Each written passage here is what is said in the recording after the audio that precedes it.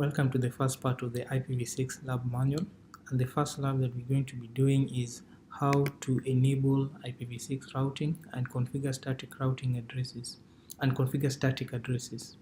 So the main objective is enabling IPv6 on the router and also verifying whether IPv6 has been enabled on the router. Then we'll also configure IP addresses manually on all non-management interfaces of the devices. The first point, or the first thing that we'll do is we'll verify on our device whether IPv6 routing is enabled. If it's not enabled, we'll enable it. Then we'll also verify that IPv6 is enabled on each host and the server. If it's not, we'll enable it. Then the next thing we'll also do is to enable IPv6 without configuring any addresses on all interfaces of our router.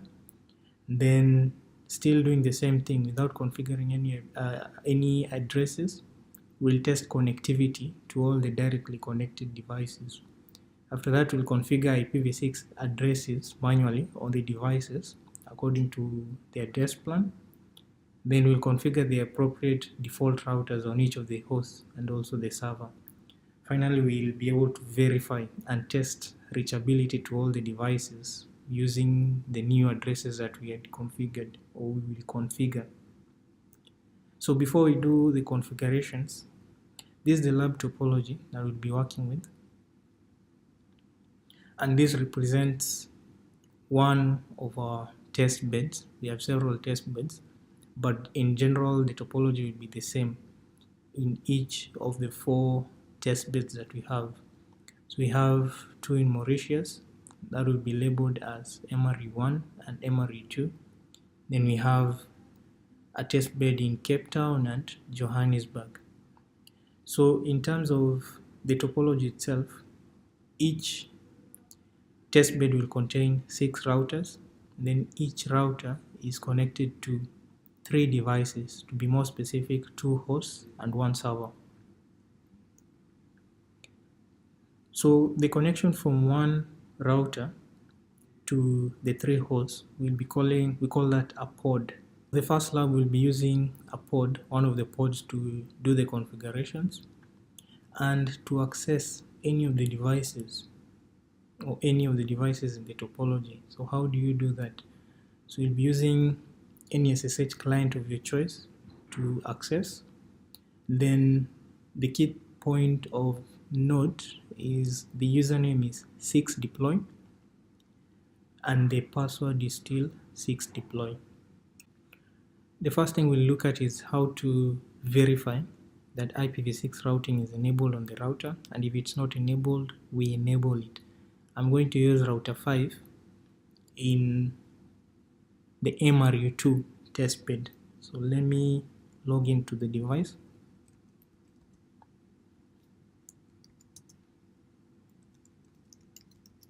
So as we said, the username is 6deploy. The device is router 5. The test bed is MRU2.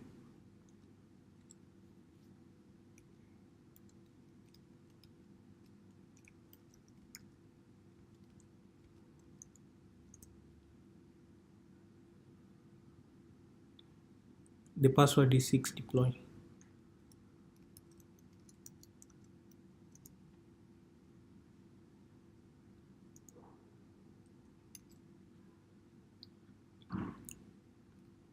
So to verify that IPv6 routing is enabled, so from privilege mode, we'll run the show command, show IPv6 route.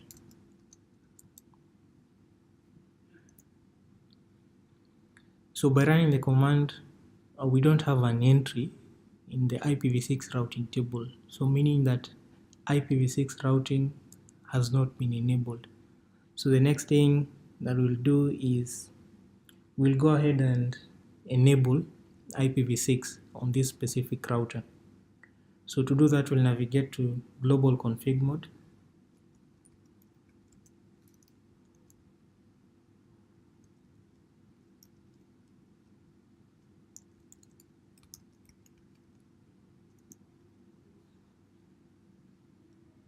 And from global config mode, to enable IPv6, we'll type in this command IP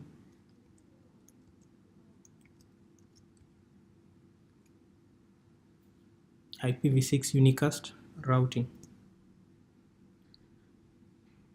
and we'll also enable Cisco Express forwarding. That will be for IPv6. So that will be IPv6 CF.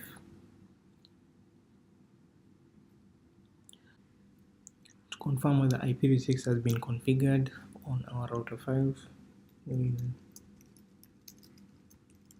run the command show IPv6 route, and we can be able to see clearly that there is an entry in the IPv6 routing table.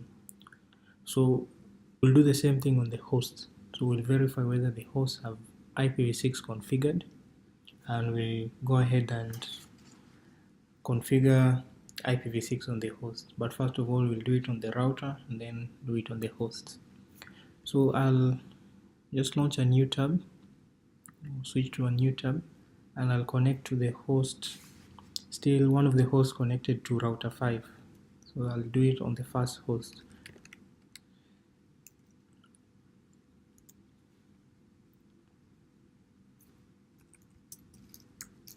As usual, the login name is 6deploy.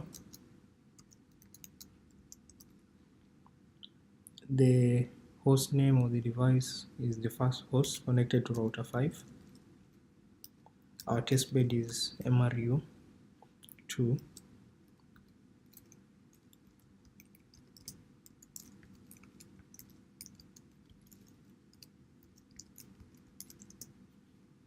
As usual, again, the password is 6deploy.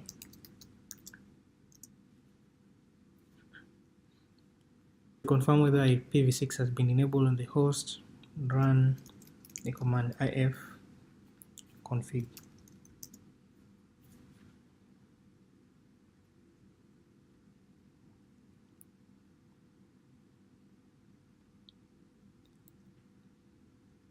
And on our interface, we can clearly see that IPv6 has been enabled, and we can be able to see a link local address on that interface.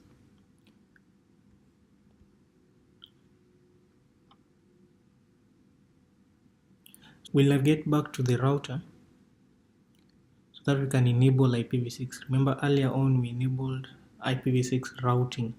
So the next step we'll do is enable IPv6 on the interfaces. So just to confirm whether IPv6 is enabled on the interface, we'll run this command.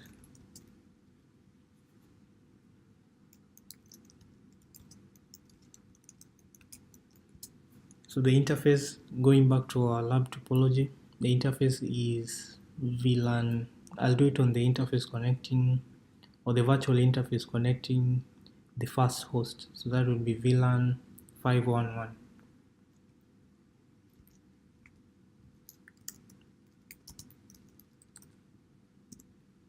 And you can be able to see that there is no entry after running the command. So IPv6 has not been enabled on that interface. So we'll go ahead and configure and enable IPv6 on all the interfaces connected to this router. So we'll start with the first one, which is VLAN, the one that we just verified.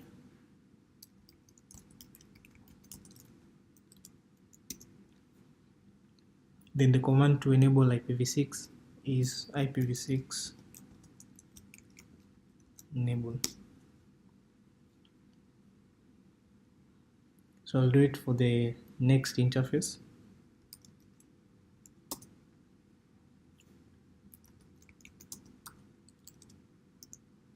And I'll do the same thing, IPv6 enable. We'll do the same thing, IPv6 enable. Then the last interface is VLAN 25.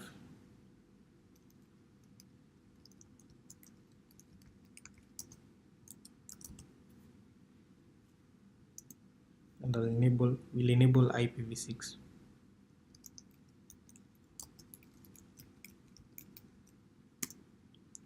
So let's verify and see whether indeed IPv6 has been enabled on those interfaces.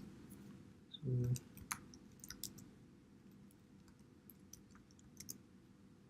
we'll rerun the same command again. Show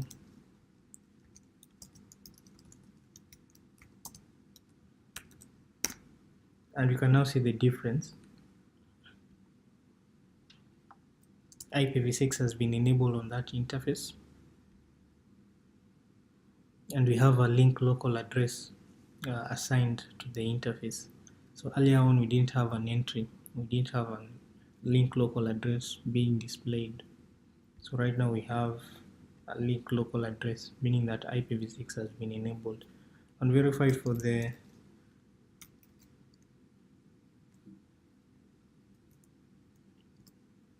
second interface. Yeah, and we have an entry. And you can verify for the last VLAN, which is 25. Yeah, and IPv6 has been enabled. We'll go ahead and verify whether there is reachability using the link local addresses. So we'll do that using the ping command, just to verify whether the host, we can reach the host from the router or vice versa.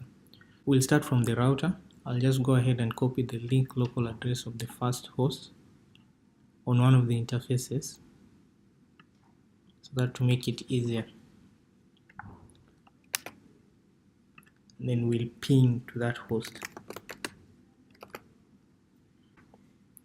So once you do it using the link local addresses, you'll be prompted for the output interface. So in our case, the output interface is VLAN. Remember, I'm using router 5, the port that's connected to router 5. So depending on the lab diagram or the lab topology, the interfaces might be different, but it's still the same. So just take note of that. And you can see we have a successful ping, a completed ping.